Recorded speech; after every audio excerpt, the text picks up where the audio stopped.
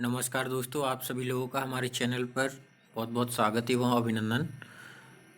इस वीडियो के माध्यम से हम सीटेट प्राइमरी स्टेज में आने वाले प्रश्न पत्र में गणित शिक्षण से जो महत्वपूर्ण शब्दावली है उसको शेयर कर रहे हैं, जो शिक्षण सामग्री से संबंधित है।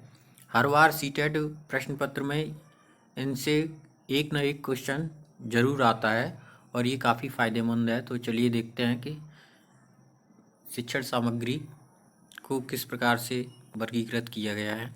आइए देखते हैं।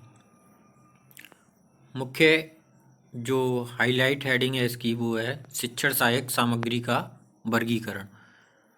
तो शिक्षण सहायक सामग्री जो वह सामग्री होती है जो शिक्षण कार्य में सहायता प्रदान करती है, जिससे किसी विषय वस्तु के ज्ञान को आसानी से छात्रों को समझाया जा सकता है।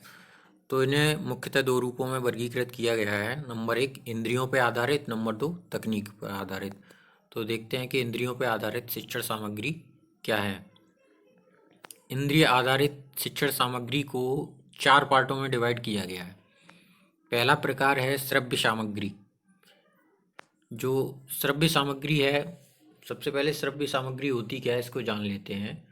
मनुष्य अपने कानों द्वारा, अपनी श्रवणेंद्रियों द्वारा किसी विषय वस्तु के ज्ञान को सुनकर ग्रहण करता है, तो वो जिन उपकरणों के माध्यम से करता है वो श्रव्य सामग्री कहलाती है। जैसे ये रेडियो है, टेप रिकॉर्डर है, ग्रामोफोन है, लाउड स्पीकर है, फोनोग्राफ, लिंगोफोन, ये सारी सहायक सामग्री हैं जो श्रव्य सामग्री के रूप में प्रयुक्त होती हैं।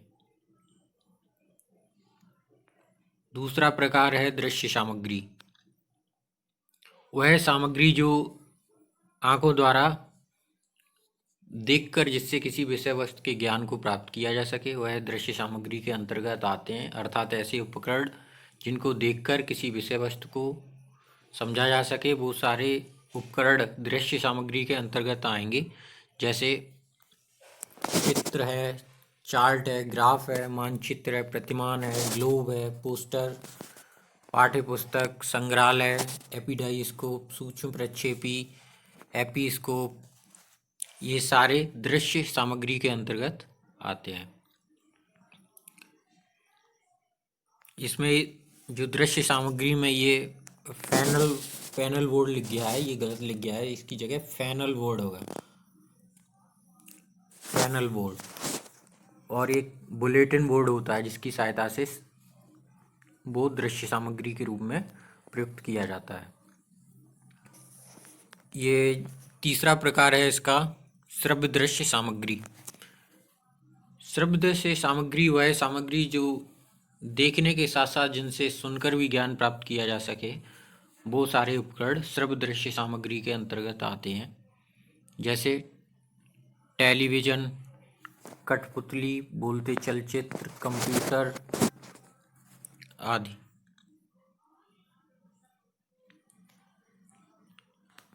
क्रियात्मक साधन ये भी एक प्रकार है शिक्षण सहायक सामग्री का।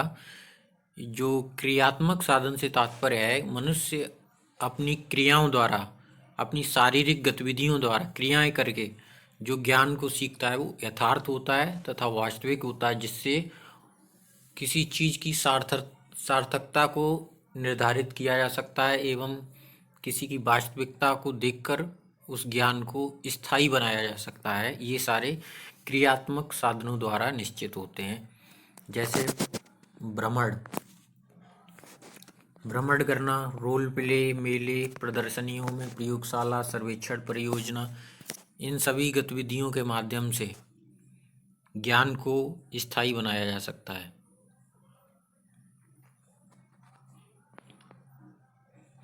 क्रियात्मक साधन वास्तविक जिंदगी से गणित का संबंध बनाने के लिए प्रयुक्त होते हैं, ये इसमें दर्शाया गया है।